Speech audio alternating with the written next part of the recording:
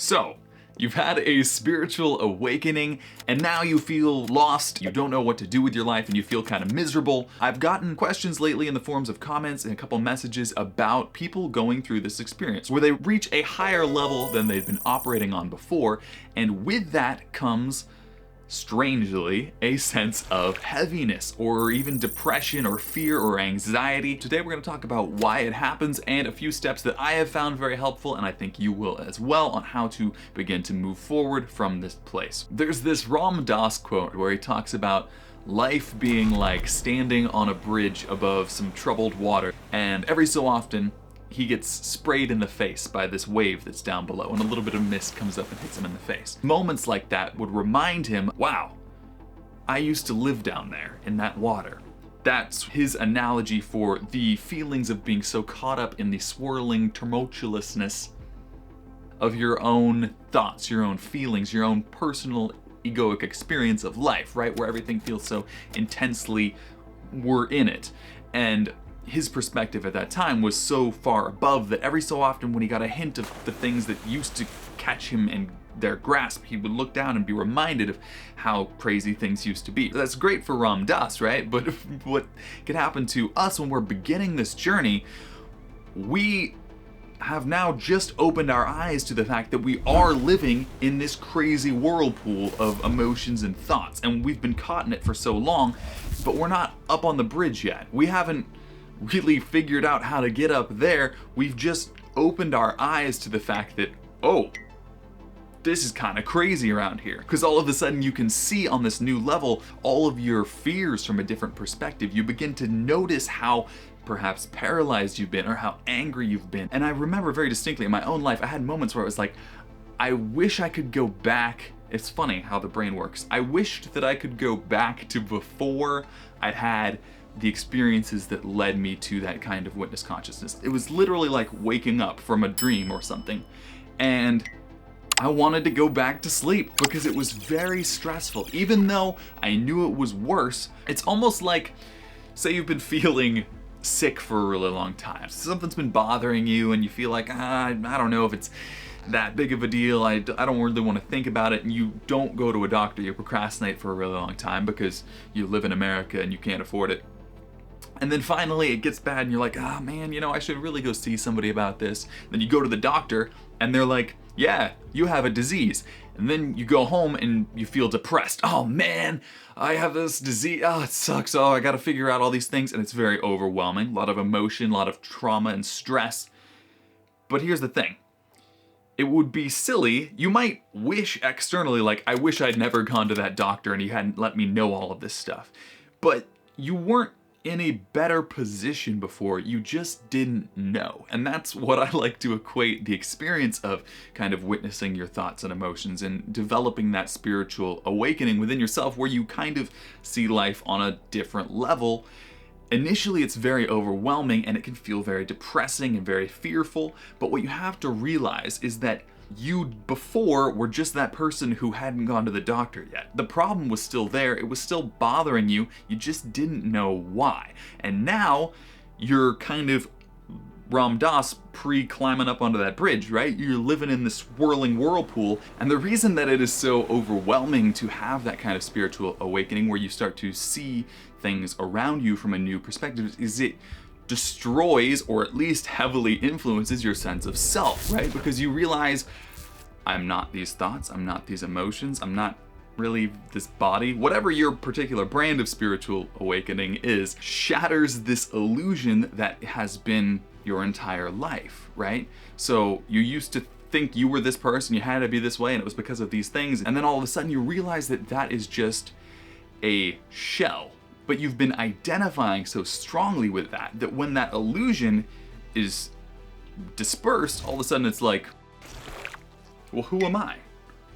What do I do now? It's a very sudden eye-opening, right? Where you look at your life and you realize, I'm drowning in a whirlpool. I didn't know it before, and I always felt like I was struggling to keep my head above water, and I just thought that was kind of normal. And now I realize, oh shit, it's all this stuff going around all the time that is dragging me down, but I don't yet know how to get out of it.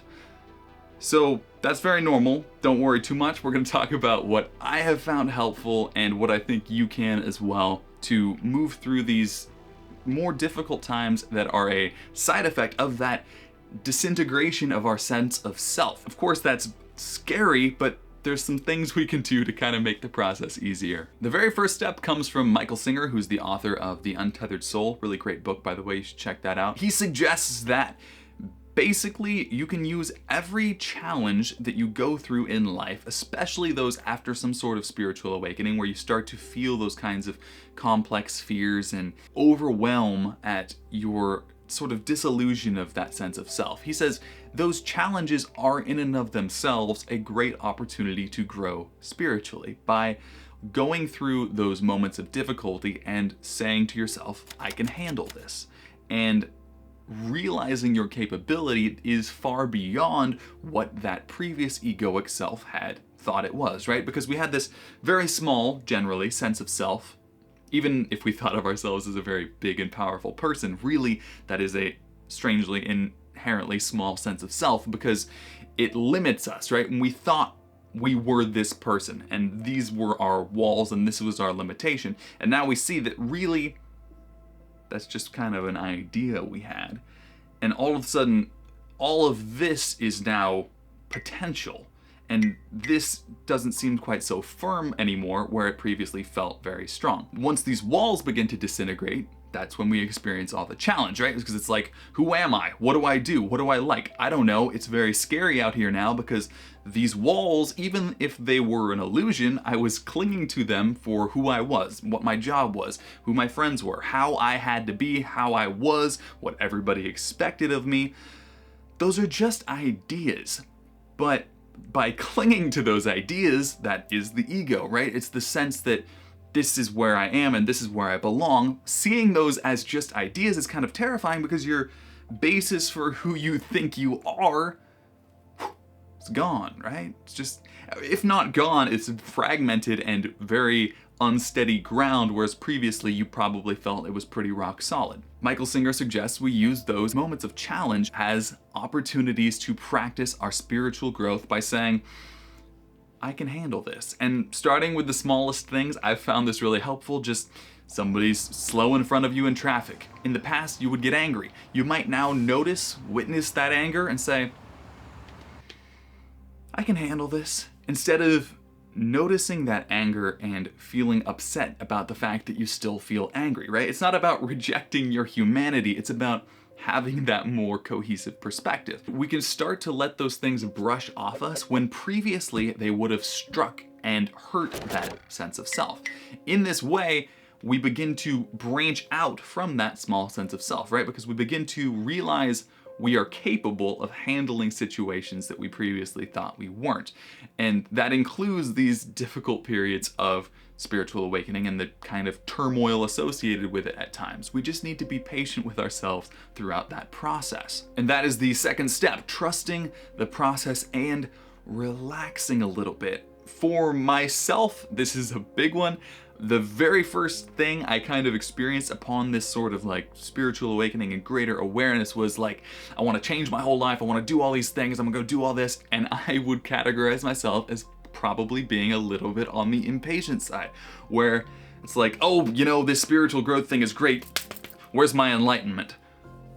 Not a very realistic perspective. And it's important for me to remember, and important for you, I would say as well, to relax, breathe, and let yourself go through the experience and not hold back and repress and feel like I have to do this a certain way, or I'm doing my spiritual awakening wrong, or I shouldn't feel this way, or I don't need to do this, or try to push through the process. Just allow yourself to breathe and relax through the process and trust that you are where you're supposed to be. And until you are able to do that, I have found it's very difficult to do anything else, because if you are unable to accept the position you're in, you don't know where you're starting on this map you're hoping to navigate, right? You don't know where you actually are in order to change anything or actually move forward in life. So the very first thing is to say, I am good here and I can handle this. Back to step one. Trust that process and trust that over time you will learn and grow. And then thirdly, we can let go of our attachment to result. This is something that is funny because it's very ego driven, and even though you might develop a more spiritual sense of self or a more widened awareness, it's still very easy to have that egoic attachment to a result. And this is something I notice a lot in my own life, where it's like, well, what if I make a mistake? What if I travel to this country and waste all my money? What if I can't keep making YouTube videos? It's like all of these thoughts of like, what if this goes wrong? What all of those things are born from, even though they have the undercurrent of like, I've learned so much and I want to share it. The egoic, fear-based sense of, well, you have all these limits, and what if this goes wrong, and what if this goes wrong, and what if this goes wrong? And it's easy to forget that that is the very thing we're trying to transcend by trusting the process and being okay where we're at in the first place. This is also a thing within Stoic philosophy, and even in the Bhagavad Gita, Krishna says to Arjuna that we are entitled to our labor but not the fruit of it, right? The idea being, we can never guarantee what's gonna happen, so all I can really do anyway is try to go the places I think would be cool and make the stuff that I think would be cool and do my best, right? And to get paralyzed and caught up over like, what if this goes wrong? Or how could I do this perfectly? Or what if this, that is attachment to the fruit of my labor. I'm hoping that I will get all these things or not have all these consequences, and trying to mentally figure out this matrix situation by which all of these little things could go right or wrong. And that is clinging to that frail ego that says, I have to know how things are going to go. That is a very primal feeling, and it's very normal, like don't beat yourself up if that's you, but that wanting to know everything before it happens is born from what? A desire to control, because that egoic self says, I'm only gonna be okay if this box is checked and this box is checked and that person says I'm good looking, and if that doesn't happen, I'm gonna be pretty messed up in here, so we better try and control those things. If you've decided that I'm only gonna be happy if I get this one job, then you don't get the job and you're miserable, a lot of people are gonna think, well, those job recruiters, they ruined my life. You did that. It's not their fault that you decided you had one condition for happiness and they didn't choose you. What we have to do as much as possible is choose ourselves. This is all stuff that is very challenging and it's complicated, and all I'm saying is don't beat yourself up if you feel like you're stuck in the middle of it. I have been there, and I know there's a lot of other people who have been as well. It's just part of the experience. Trust yourself and trust that you'll figure it out. And slowly but surely, by beginning to handle those things like Michael Singer says, and beginning to see those difficult moments as opportunities to continue your own growth, to say, you know what? I don't have to be in this little box anymore. I can now accept these things that previously would have screwed me up inside. I can now say, you know what? I'm okay with that. And I can detach a little bit from results. And I can say, you know what?